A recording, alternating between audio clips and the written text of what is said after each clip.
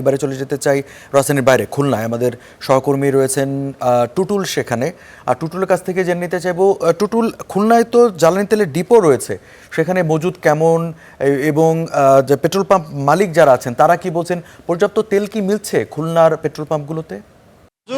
খুলনায় ডিপো রয়েছে তিনটি, পদ্মা, মেঘনা ও যমুনা। সেখানে ডিপো কর্তৃপক্ষ বলছেন যে তাদের পর্যাপ্ত মজুদ রয়েছে। স্বাভাবিকভাবে তারা যেভাবে সবসময় দিয়ে থাকেন এখনও তারা সেভাবেই পেট্রোল পাম্প মালিক সহ অন্য যে যাদেরকে সরবরাহ করা হয় তারা তাদের সরবরাহ করছে। কিন্তু পাম্প মালিকরা এবং যারা অন্য যারা সরবরাহ নেয় তারা কিন্তু বলছেন যে তারা সঠিকভাবে পাচ্ছেন না। আমরা খোঁজ নিয়েছি যে ৯,০০০ লিটার একটি ট্যাঙ্ক তৈরিতে থাকে, তারা কিন্তু পরিপূর্ণ পাচ্ছেন না। তারা বলছেন যে কখনো ৫,০০০, কখনো ৬,০০০, কখনো ৭,০০০, আবার কখনো আরও কম, এইভাবে তারা দিচ্ছেন, সমন্বয় করে দিচ্ছেন, যে কারণে তাদের চাহিদা কিন্তু কোনোভাবেই পূরণ হচ্ছে না।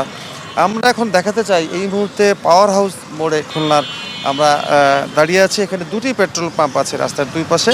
সেখানে এই পেট্রোল পাম্পটি খুলবে দুপুর ১২টায়। এখান থেকে কিন্তু আরও ২ ঘন্টা আগে থেকে কিন্তু বিপুল সংখ্যক মোটর বাইক মালিকরা তারা অপেক্ষা করছেন এখান থেকে তেল নেবেন। যেটি বলছিলাম যে যেহেতু তারা সরবরাহ ডিপো থেকে পাচ্ছেন না সঠিকভাবে, যে কারণে কিন্তু এদিকেও তারা তেল সেভাবে বিক্রি করতে পারছেন না। এখন গাড়ি আসবে, তারপরে সেখান থেকে এই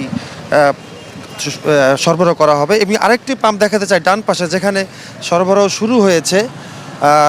এটি কিছুক্ষণ আগে তারা পাম্প তেল পেয়েছে এবং তারাও সেখানে কিন্তু রেশনিং অর্থাৎ সাশ্রয়ী পদ্ধতি যেটা বলে যে একজন মোটর বাইক সর্বোচ্চ ২০০ টাকার তেল পাচ্ছেন।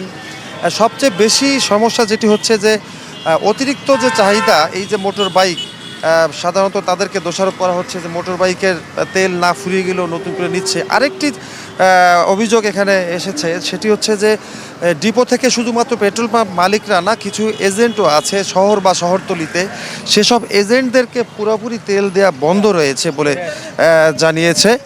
সেই কারণে ওই এজেন্টগুলোর যারা ক্রেতা ছিলেন তারাও কিন্তু এই শহরে এসে পেট্রোল পাম্পগুলোতে তারাও এখানে লাইন দিচ্ছেন, যে কারণে আরও চাপ বেড়ে গেছে। সব মিলিয়ে এই অতিরিক্ত চাপ, তেল না থাকা, বিশেষ করে প্রাইভেট গাড়ির মালিক তারাও কিন্তু বিপাকে পড়েছেন এবং ঘন্টার পর ঘন্টা যারা দাঁড়িয়ে যখন তেল নিচ্ছেন ২০০ টাকায়, তখন তারা কিন্তু ক্ষুব্ধ প্রতিক্রিয়া ব্যক্ত করছেন।